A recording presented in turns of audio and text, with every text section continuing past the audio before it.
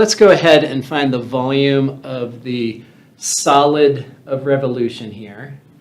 We will be rotating around the x-axis, and we're going to imagine using a vertical integration element.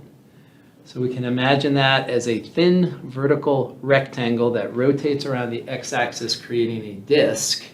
And we know that the area of a disk is going to be pi times r squared. And so when we look here, we need to recognize that the radius of the disk formed by this element will have the function value as the radius. So this disk is going around the x-axis, and its radius is given by the function. So the area of the disk that we're looking at will be pi times e to the negative 2x quantity squared. This will give us pi times e to the negative 4x. And now that has to be integrated. We are going to integrate this area function to find volume.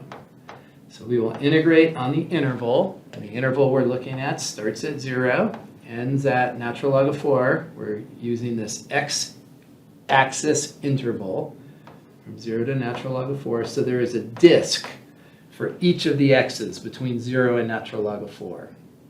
And if we integrate the area function on that interval, we will get volume. The integral of area is volume. This exponent right here is linear, which allows us to use the reverse chain rule. So we will get the integral of an exponential to be itself divided by the derivative of the exponent. So the derivative of the exponent is negative 4. We will divide by that. And this goes from 0 to natural log of 4. Let's factor that constant to the front, and then substitute natural log of 4 into the x, and then we subtract off the function with x evaluated at 0, so we plug in 0 for the x and we get e to the 0. So we will end up with minus pi divided by 4. And to simplify, inside the parentheses here, I'm going to make this natural log of 4 to the negative 4. So I'm going to pull that negative 4 up into the exponent position, minus 1. And so this will give us minus pi over 4 multiplied by the e and the natural log are going to cancel, so we're going to get 4 to the negative 4 minus 1. And we will keep on trucking with a little bit of simplification. This will be 1 over 4 to the 4. So that's going to be 1 over 256 minus 1. We will rewrite 1 as 256 over 256.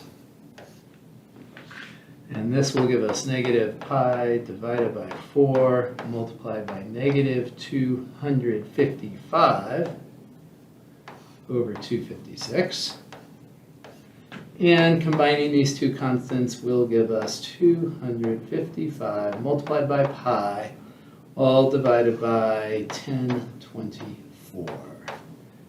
That will be the volume of the solid of revolution.